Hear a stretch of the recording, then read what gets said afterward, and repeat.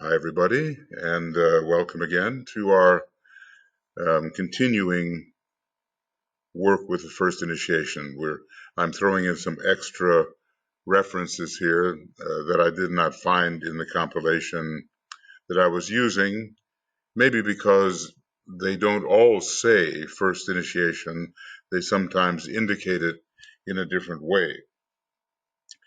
So, as I say, when I run into things that I've done before, if I don't have something different to say, I'll probably skip them. But for the moment, I'll just proceed with this. We've done about 1/3 of this extra references document. So, okay, this next one is from Initiation Human and Solar, where, of course, you can find such excellent descriptions of the initiations. If you want to read in a continuous manner, it's very worthwhile. And I suggest, really that you do that. And if you want to go to a commentary that's on that, on Makara, I've done a pretty complete commentary on all of the chapters of Initiation, Human and Solar.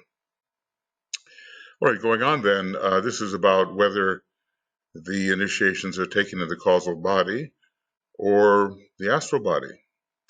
The ceremony of initiation takes place on the 3 higher subplanes of the mental plane and on the 3 higher subplanes according to the initiation.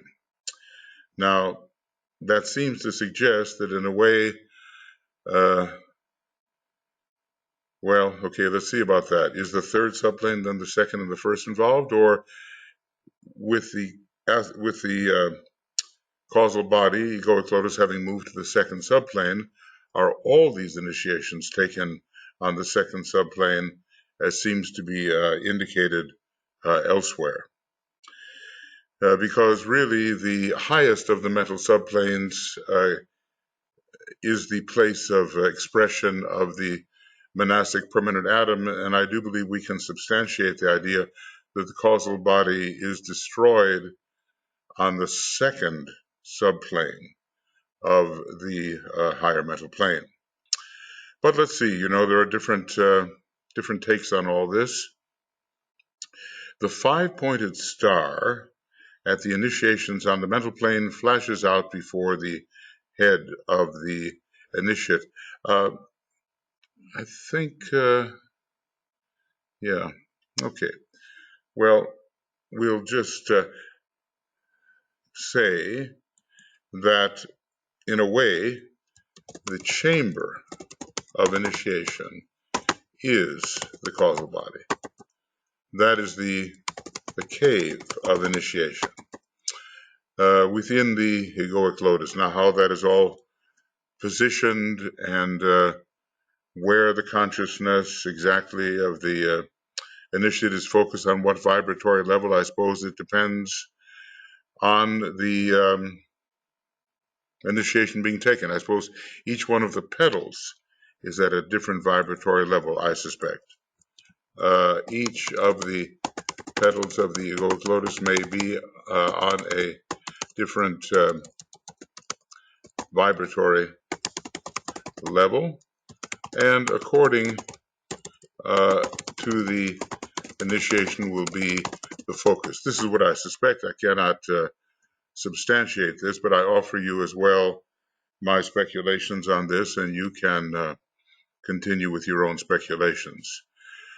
The 5-pointed star at the initiations on the mental plane, and that's initiation 1, 2, and 3, and I suppose 4 begins on the mental plane anyway and involves the Buddhic plane, flashes out above the head of the initiate, above the head. And now the question is, in a way, does the initiate see it? Okay, this concerns the first initiations which are undergone in the causal body. How many are there? It has been said that the first 2 initiations take place upon the astral plane, but this is incorrect, and the statement has given rise to misunderstanding.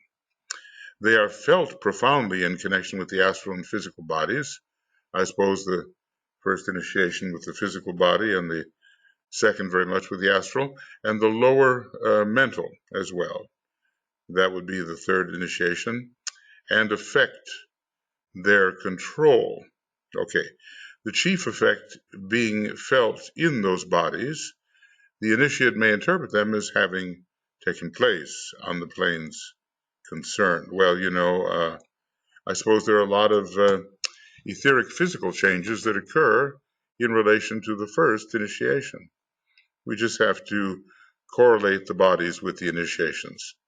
As the vividness of the effect and the stimulation of the first two initiations work out largely in the astral body. Okay, but there would be certainly an effect in the physical, but vividness in the astral body. So basically, even the first initiation has a strong has a strong astral body effect. But it must ever be remembered that the major initiations are taken in the causal body or dissociated from that body on the buddhic plane or atmic plane. And I suspect the fourth initiation is such in relation to the buddhic plane, and I would suspect the fifth initiation.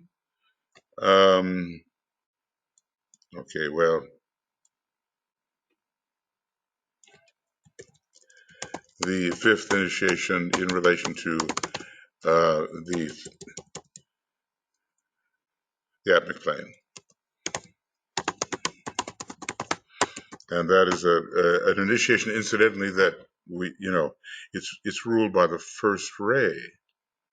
And of course, Atma represents the first ray aspect of the spiritual triad.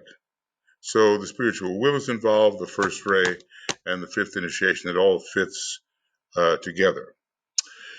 Now, okay, so what have we extracted from that? The area in which the initiate faces the initiator, or a representation of the initiator, as in the case of Sanat Kumara, the star, the eye, and then, only then, at the fifth degree, which is Leonian in a way, and has to do with identity, then face to face. Okay,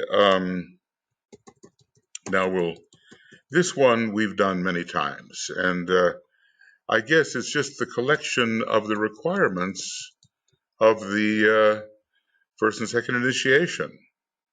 So, basically, for the first initiation, loving one's fellow men, being interested in esoteric teaching or some spiritual teaching of a real nature, and disciplining oneself to attain greater beauty of life, these indicate the first degree, and then you add to it those who are seeking mental polarization. It will occur after the second degree, mental polarization. You can see that if you study the sixth initiation in that little section in the rays and the initiations. We see that mental polarization is not the same as mental focus. It's not even the same as an illumined mind and spiritual intelligence, which go along with the second initiation. Mental polarization is something more, and I imagine that the soul has a special relationship to the mental body when mental polarization occurs. So the thinking nature is awakened, and one is no longer only residing in one's Kama Manasic, the results of one's Kama Manasic initiation. One is trying to go farther. So the desire and aspiration to think and to know, coupled with the distinguishing marks of the first. But then there's a bit more regarding the first initiation, and we should sort of have these in our mind simultaneously. All true aspirants have taken the first initiation, and here are the signatures of those who have the intensive struggle to grow into the spiritual life, to follow the determined orientation to the things of the spirit and the soul as it represents the spirit, and to follow on the way of determined orientation and to live by the light of that spirit. So, struggling to grow, orientation towards the spirit, living by the light of that spirit, which in this case, at first, is the soul as it represents the spirit. And indeed, the soul does represent the spirit, for it's very much a result of the impulse from the monad that the soul body is created, either because, as in an earlier system, there was a great calling from animal man, or more because in this particular system, the time had come for the awakening of the planetary heart. The monad is associated also with the heart center of the solar logos, it being on the second subplane, and there we see the heart center somewhat lower. Heart centers are found on the second subplane, as you'll notice here in this chart number 8 in the Tibetan's books, and a treatise on cosmic fire. Heart center is found here and here. So, in fact, the soul does represent the monad, and the soul consciousness, as it is experienced very fully within the jewel in the lotus one day, is really the extension of monadic consciousness. Everything is the monad in various degrees of attenuation as we deal with the lower planes. Okay, now I think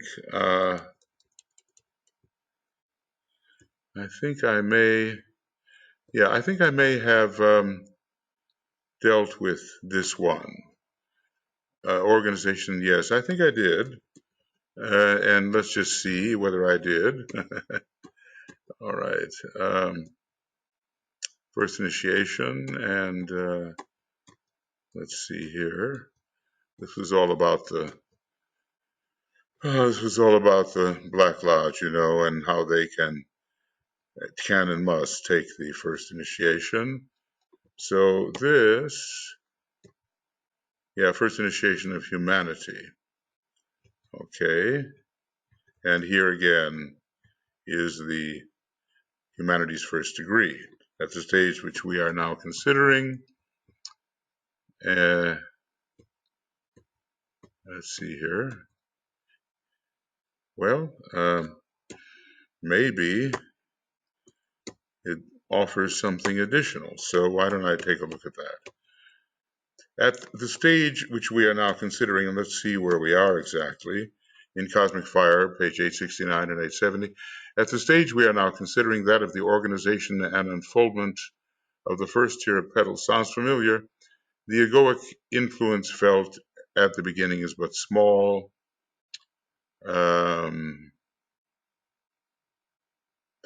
I think we have done this one. So let's just say this has been commented upon. When I was extracting these from the AAB extracts, I sometimes doubled up. Okay. Now this is interesting from Cosmic Fire here.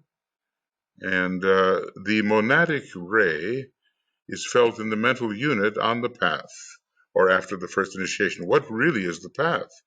We're not really treading the path until we have taken the first initiation.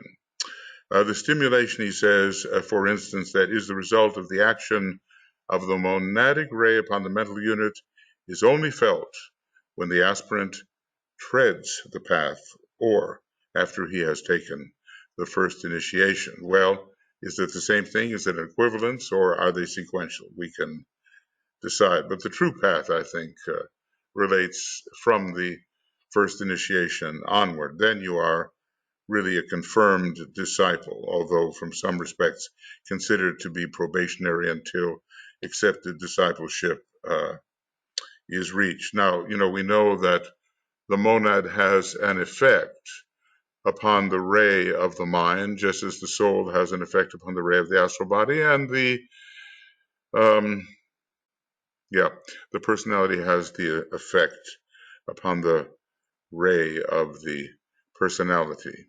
So, say you have a mind that's on a particular ray, let's say the fourth ray, but your monad is the third. And so the third ray influence will be blending with the fourth ray tendencies if you are of a sufficient stage of development to warrant that blending.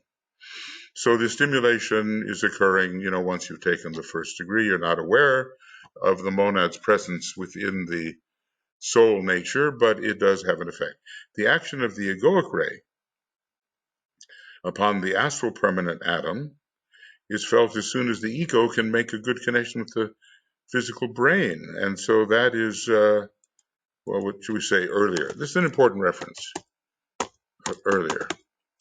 When this is so, the egoic ray is beginning to affect that astral permanent atom powerfully and continuously, and this occurs when a man is highly evolved and is nearing the path. So he's nearing the first initiation.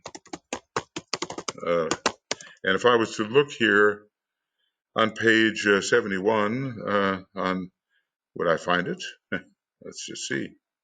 Okay, and maybe there would be, right. Well, he basically says here that the personality ray has a direct action upon the physical permanent atom and is going to blend, I suppose, its ray with that of the physical permanent atom. And the egoic ray has a similar effect upon the astral permanent atom. The monadic ray has a close effect. It has a close connection with the mental unit. The word connection, is not the same as direct action, but, well, for the moment we can think of it maybe that way. The effect which they have is threefold, he says, but it is not simultaneous. They work ever, as do all things in nature, in ordered cycles. For instance, the stimulation, that is the result of the action of the monadic ray upon the mental unit is only felt when the aspirant treads the path or after he has taken the first initiation. And that's what we have been studying here. And so the effect perhaps, there's such important stuff here, and I've made comment upon this in a written form. The different spirillae in the permanent atoms and whether they are associated with the personality, the first four spirillae. The egoic ray concerns the fifth and the sixth, and the monadic ray, the seventh. All right.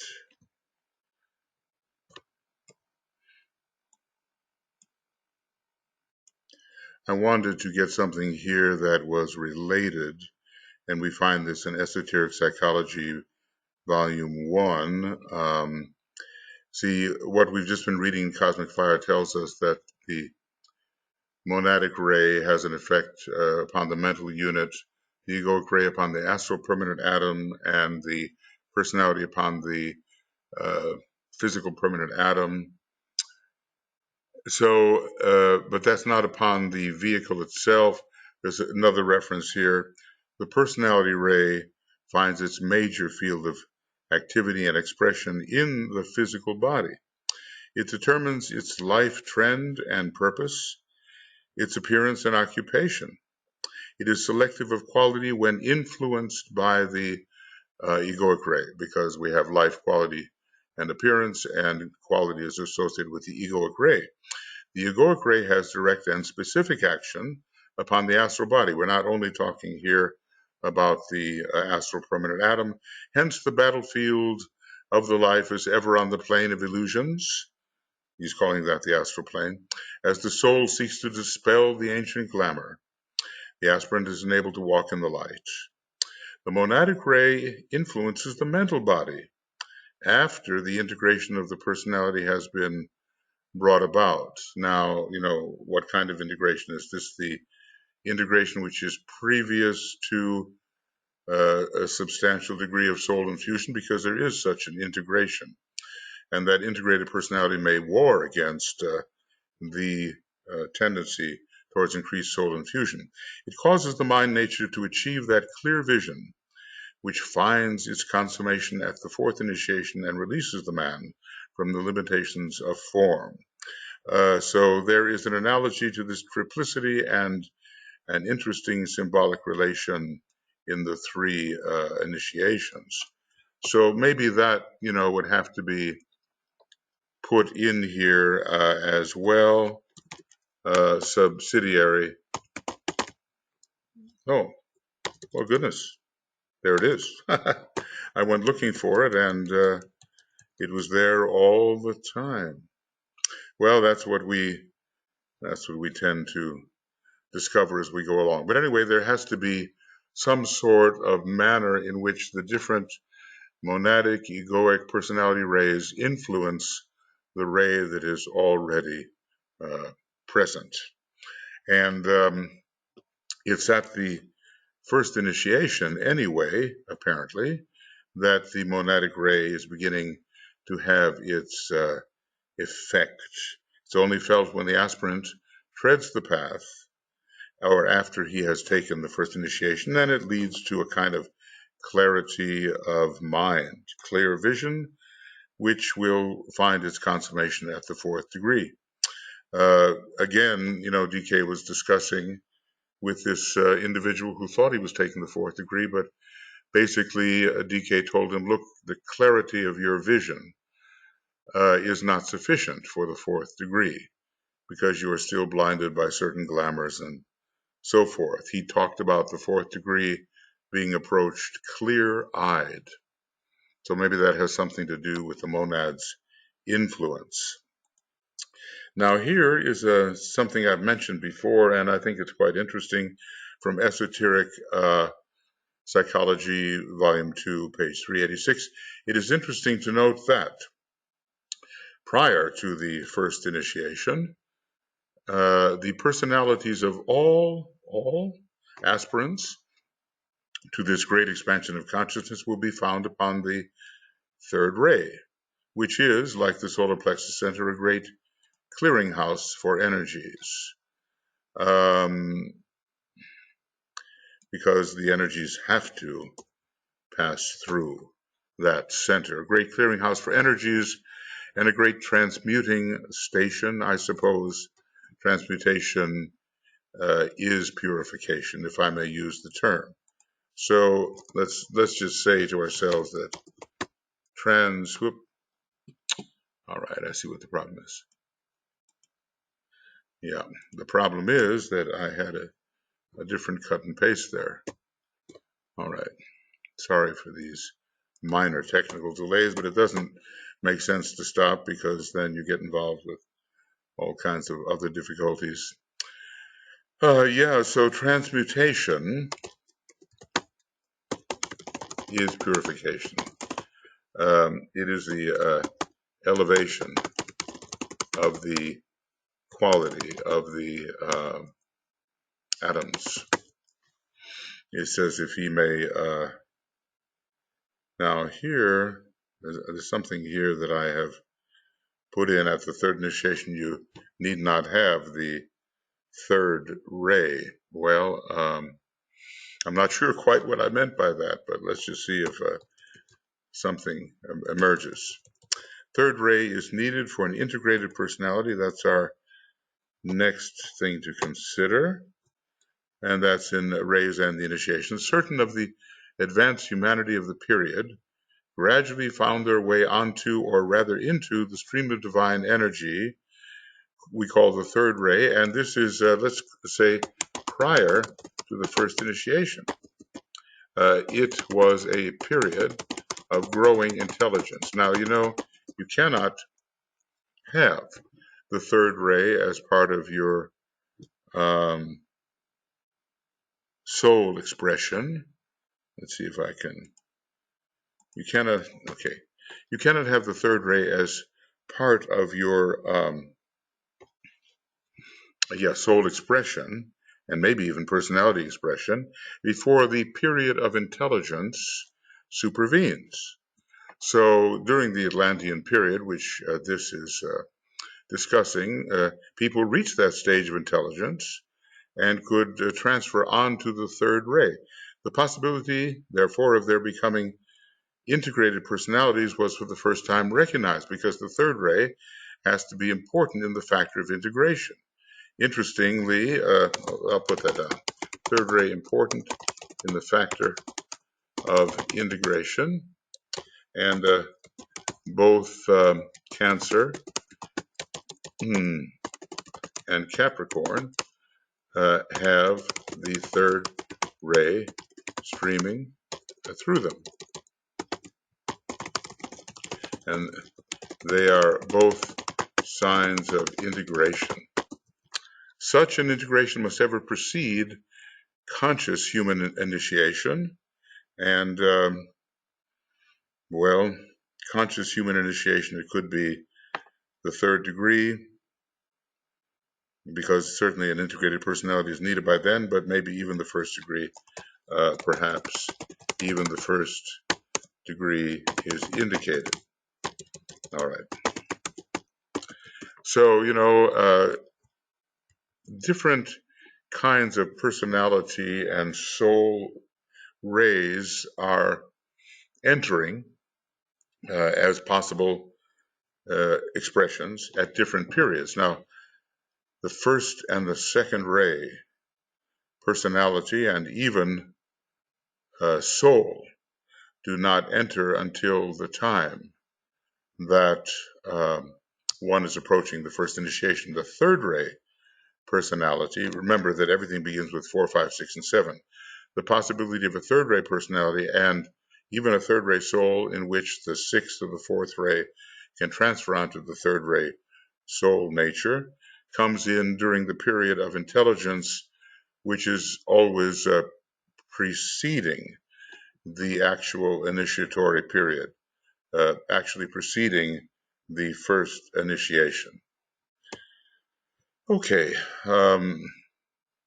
so I've sometimes talked before, if you're a third ray soul, can you have a third ray personality? And it has seemed to me that the doubling of the rays, same soul ray and personality ray, occur only at quite an advanced stage. Now, you read about this, as far as I know, only once in the teaching, and that is with regard to the integration of the first ray soul, the integration process involving the first ray soul, where at long last it is possible, I suspect rare, none of the disciples had this, to have both a first ray soul and a first ray personality. And it's only when balance can really be maintained. Maybe a fourth ray mind is found there, and a second ray astral body, and a sixth ray physical etheric body, and the balance is thereby achieved. Well, probably it would be a different story with a double 2 or a double 3.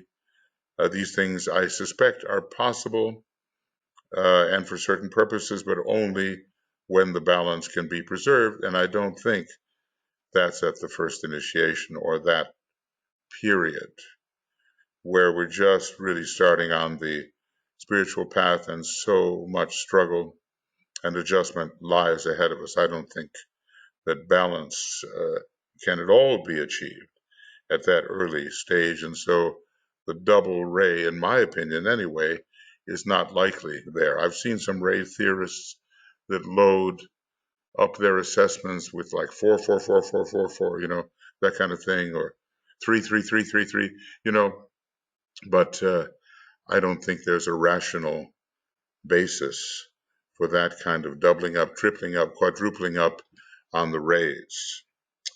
Okay, now the next section is about, it's from Cosmic Fire, and it's about the pranic fire and kundalinic fire at the first initiation. So this is a technical matter concerning the first initiation. It produces a quickening of the normal vibration of the physical body so that it responds with more readiness to the higher note of the ego and causes a steady rising of the blending fires, I suppose, kundalinic and pranic, through the threefold channel of the spinal column. Now let's see what the it is. That's the trouble with taking these references a little bit out of context. You're beginning somewhere and you're not quite sure where. And let's see where it is. Yeah, this is an important one, 123 and 124. So the third stage is that in which active radiatory matter, or prana, is blended ever more perfectly with the fire latent in matter. We might call that kundalini fire, and this results in certain effects, this blending. So I'm going to at least put this part. Obviously, this is one of those sections, and I detailed it quite adequately, I hope, in the written commentary on a treatise on cosmic fire, which you can find on Makara. So if I go here, I'll be able to get the it, won't I? Okay.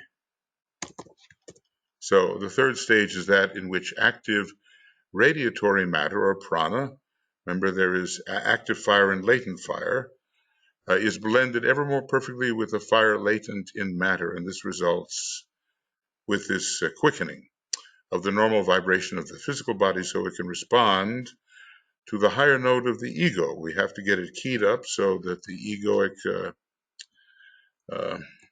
energy can be absorbed and applied, and it causes a steady rising of the blended fires.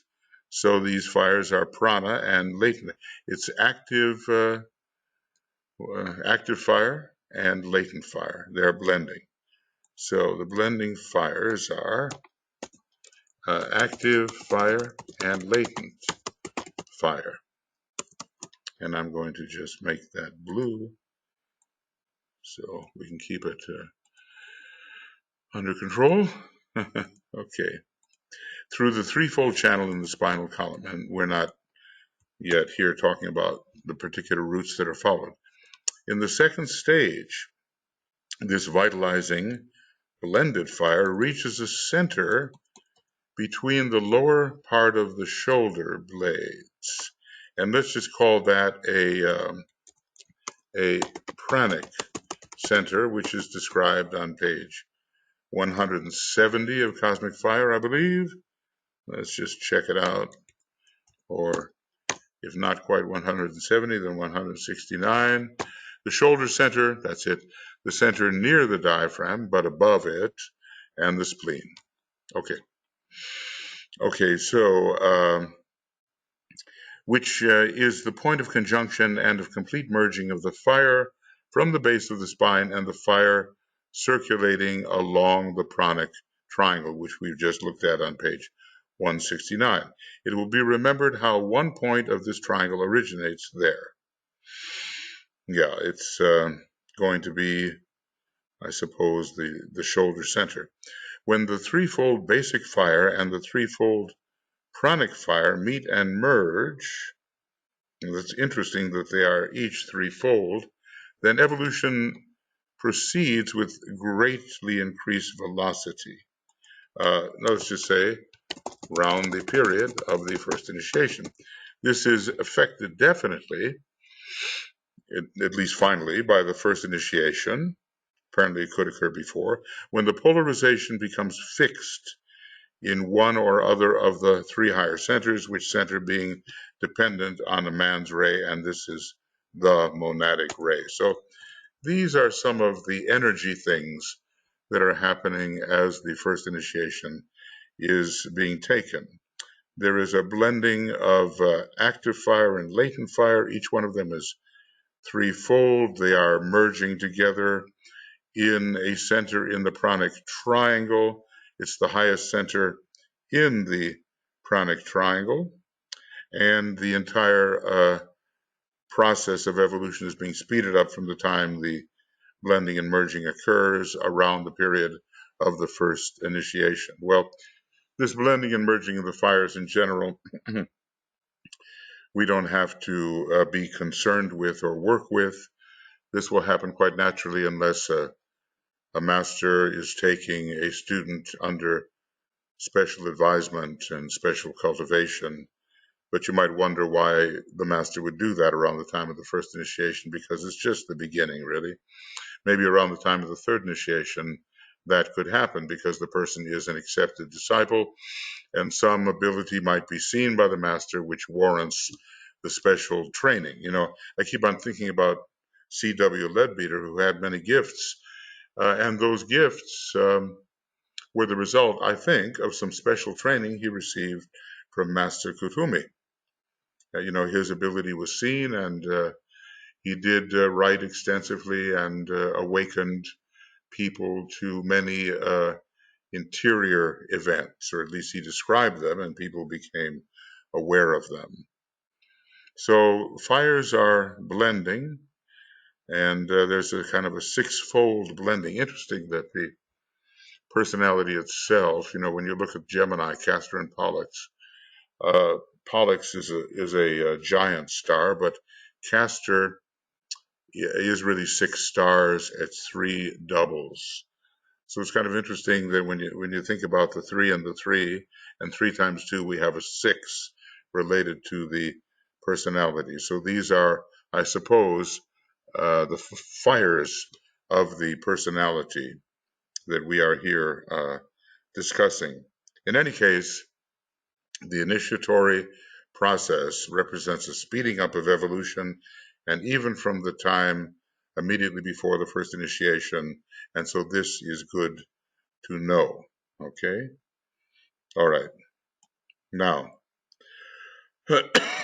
excuse me.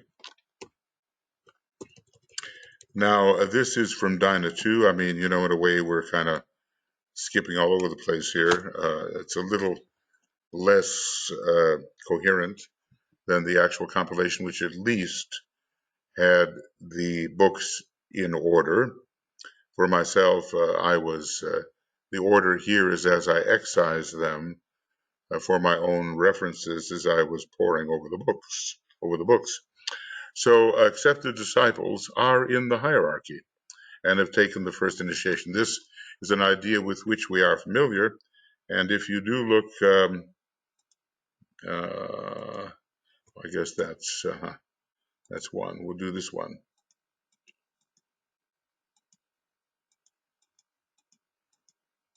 Okay. Well, that's nice, but I'm looking for something different. There, I'm looking for that.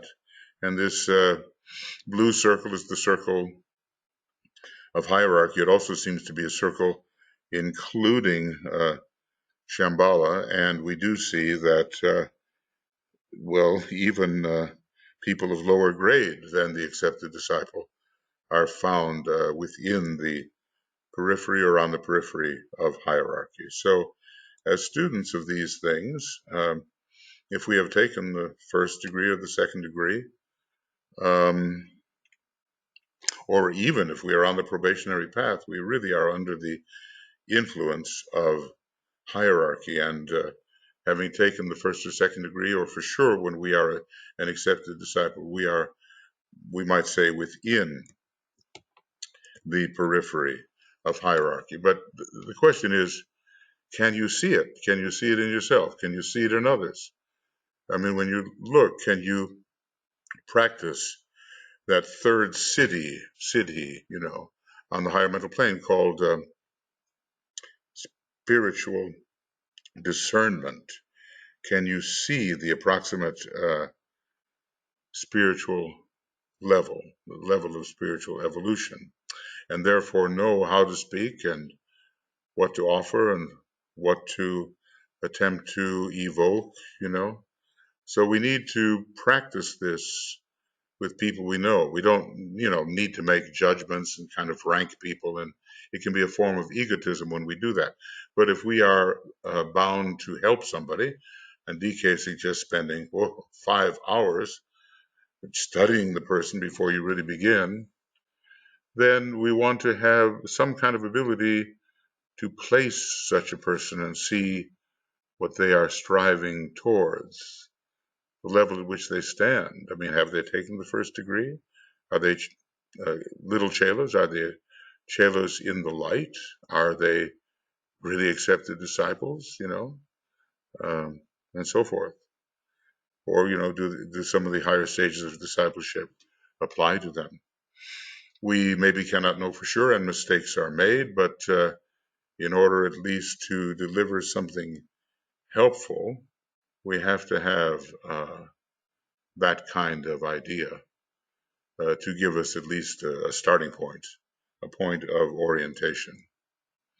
All right, so I would remind you, says Master DK, that when you think of the hierarchy, you think in the terms of the masters, as most people do, and of the higher initiates, and this is not correct. I think I did this one before, but it bears repeating. Every accepted disciple is within the periphery of hierarchy, within it, not just standing on the periphery, sort of knocking at the door, but has actually been brought in because being accepted, they are members of the ashram, and however lowly their status therein, and the ashram is within the hierarchy, of course. So every accepted disciple is within the periphery of hierarchy, as that map seems to show us. And as I've frequently pointed out, all have in some past life only, or in this life as well. Well, he seems to hint at the importance of taking the first initiation in a past life. Have taken the first initiation. Every disciple has been to Bethlehem, the house of bread. It's an etheric place, etheric physical place, really, and sort of commits us to work within the phenomenal worlds. We have that birth within the heart at the lowest level and have much to work out on that lowest level, even on the the systemic uh, gaseous, liquid, and dense levels or subplanes. Every disciple has been to Bethlehem and has seen the star in the east, which we can say which inspired his or her aspiration, and the three kings within himself made the journey towards that star, and then have participated in the birth. Well, that's looking at the three kings a little bit differently, but we all have the three kings within our nature, and probably representing the mental, astral, and etheric physical nature, and we have to bring them towards the higher possibilities represented by that star, which represents a higher power with which we are coming en rapport. So do realize that we are finding higher potencies in these kinds of studies, and our aspirational objective is really to be en rapport with these higher potencies and not just talk about them, obviously. That star which shines forth in fuller splendor each time another initiation is taken. So with the first, second, and third degree, there is that star, and he talks about the stars. He talks about a seven-pointed star at some of the higher initiations, and also six-pointed, and five-pointed is the usual. So he does talk about that in relation to some of the higher, the more pointed stars, what can I say, are found at the higher initiations and involve the Buddhic and the Atmic plane and so forth. But there are these inner phenomena which are in the nature of confirmations. And I was just thinking that, Madame Rurik and some other first-rate people that I know see stars. They, at certain points when they're on the right track, they see a star of a certain kind flashing forth in confirmation or affirmation of what they're thinking or the process that they are going through, or what they're discovering. And when evil is present and when the danger is present, they may see a black star. That was reported in relation to Madame Rurik. And well, and I think it takes place with other people too. I don't know if it's specifically a what can I say, a first ray soul kind of thing, but maybe it's available to everybody. But Master Moria is the only one that I have read that is dealing with it. Well, here's something interesting about Arjuna and the first initiation. We're all Arjuna, aren't we? We are the warring disciple at war with the members of our own household. This is from Esoteric Psychology 2, 17 and 18. And, the fight really begins, well, before the first initiation, but the fight only gets more intense. And the dweller on the threshold is not really overcome until the fourth degree, perhaps. Maybe it's humanity's dweller, and a little bit of that immense thought form is negated or conquered or somehow neutralized. Our own dweller, perhaps, it's called a fearful conflict. It involves Mars and the moon probably veiling the planet of will, Vulcan. It says veiling a hidden planet, page 70 or 71 in esoteric astrology. You make up your own mind. But we do struggle, okay? And humanity is the struggling kingdom. It's a fourth-rate kingdom, and its sign is Scorpio, and you just can't get a sign in which any more struggle is occurring. So it's really through conflict in Scorpio in the fourth ray, we do eventually achieve harmony. So here's Arjuna. That's who we are. We are the one who is torn between the different aspects of his nature, higher and lower. When he is definitely aware of the issues involved, and it takes a while because at first he is dejected and doesn't know what to do because they are both members of his household, and he feels closely related to both, and definitely throws the weight of his influence, desires, and mind. On the side of the soul, he can take the first initiation. So that's Arjuna and the first initiation. That's what this is all about. So, let's ask, when can Arjuna take the first initiation? And we are all Arjuna, or Arjuna, however we want to pronounce that. Here in Finland, everything is laid on the first syllable. So French is very different. Let's say the word information, information, pum, pum, pum, pum, it's the fourth syllable. But here, if it was the word in Finnish for information is opastus instead of opastus or opastus, it's opastus. It's always the first syllable, and that gives me a problem. Okay, when the ray of the soul focuses itself fully through him, and all his centers are controlled by that focused soul ray, he then becomes the transfigured initiate and takes the third initiation. This is so important. This is a major extent of soul infusion, really. So here's when we can take the first, here we can take the second. We can imagine that there is some interim stage involving the second initiation.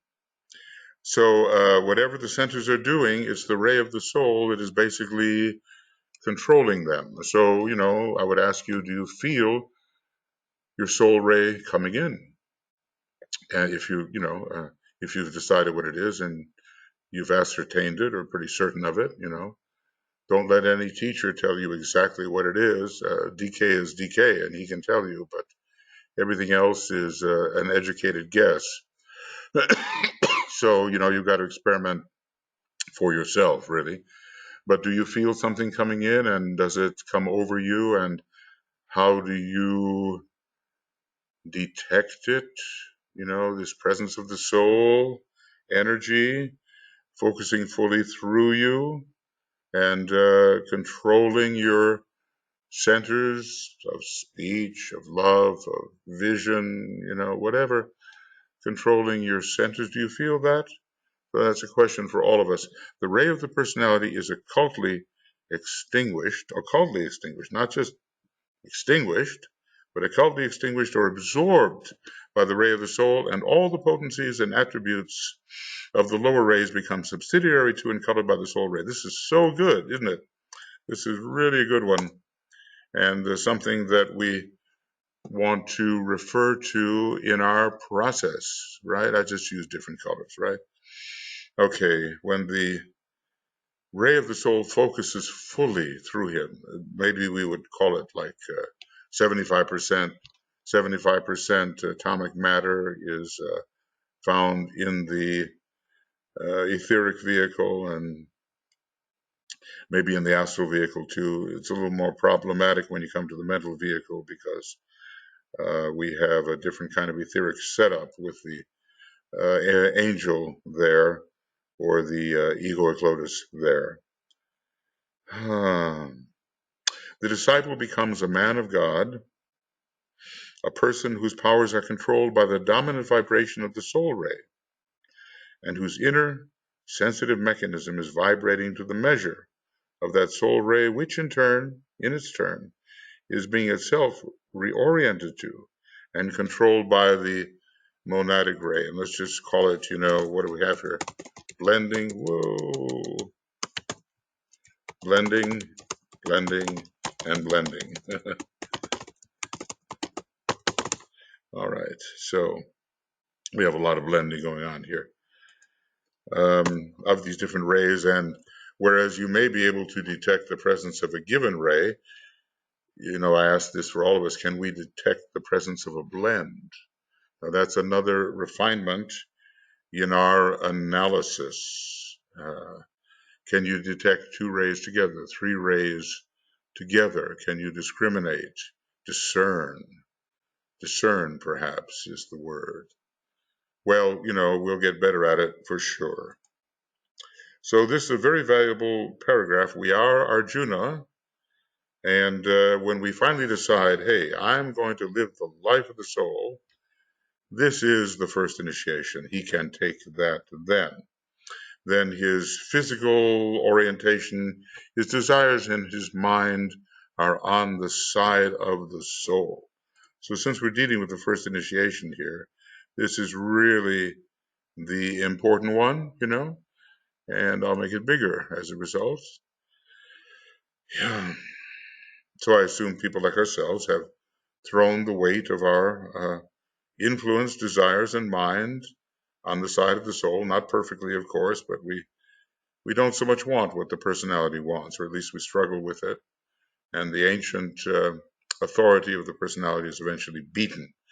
It is conquered at the third degree, when their soul is focusing fully through him. Now, maybe it's only a portion of the solar angel, that much which is the angel of the presence, As I say, if the angel of the presence, with all its tremendous radiance and development, focused fully through any vehicle that we have presently, I'm afraid the vehicle couldn't stand it, So anyway, we are on our way to becoming men and women of God, or, true brothers to the hierarchy, a man of God, and I think we have to work very hard to make sure that our vibration is controlled by the soul ray.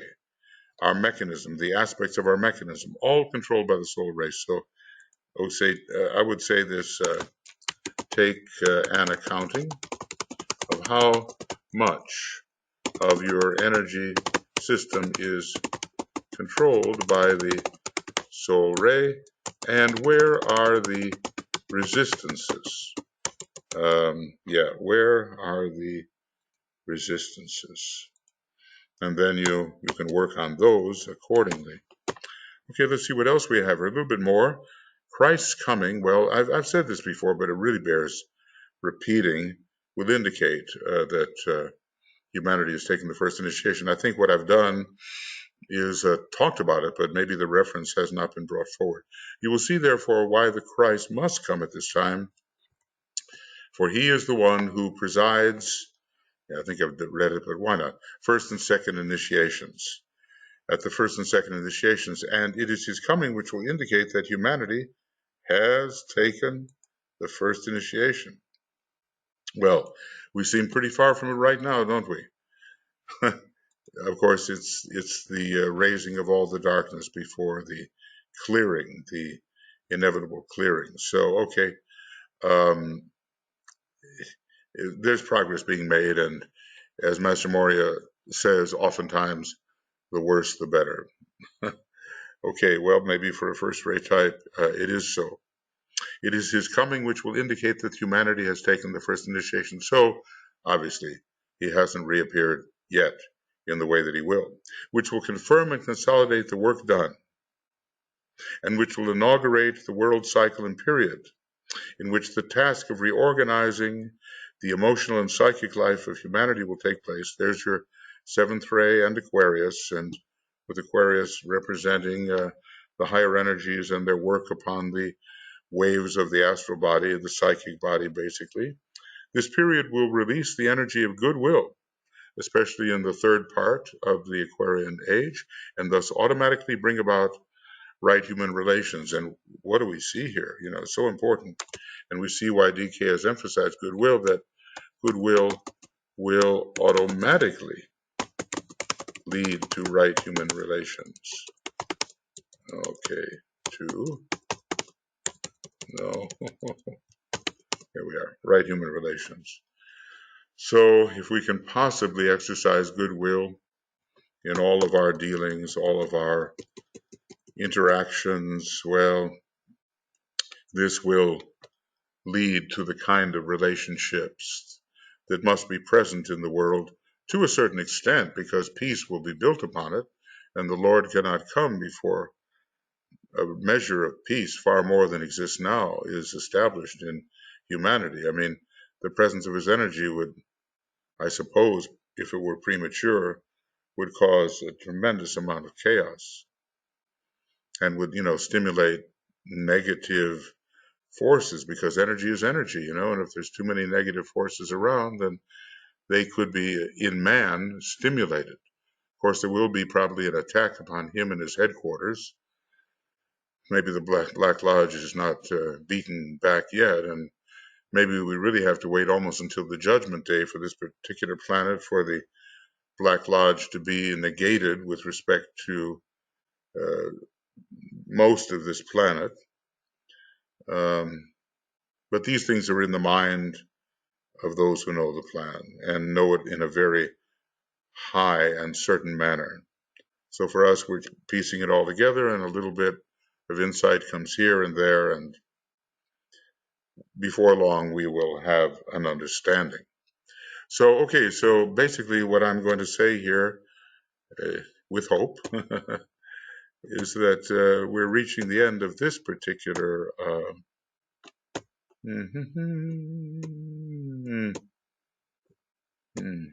I'm looking for, I wanted to make it easier, but I'm not sure I have. So I'm going to put this in where we ended. Try to get this out to you, so that you can piece these things together and have a whole picture of it.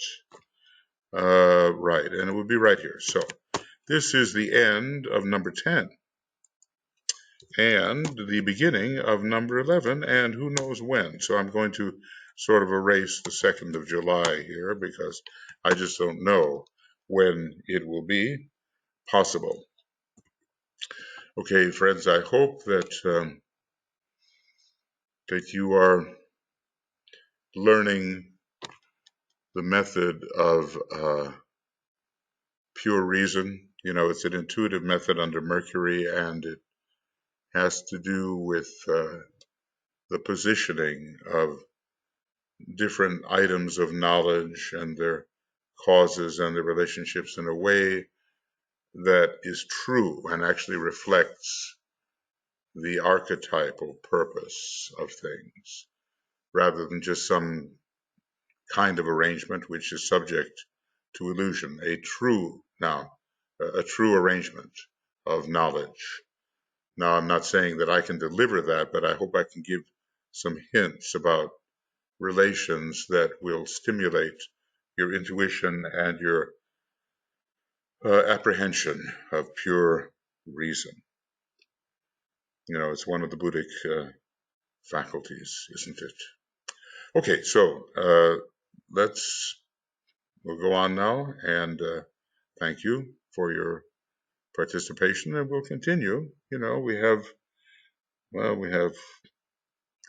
a fair amount to go, and I've tried not to be too repetitious, but when I see a really good paragraph, I just can't resist saying something additional about it. Hopefully, in all of this talk, the outlines of things as they are will emerge for you and will emerge for me. Okay, many blessings, lots of love, and see you before long.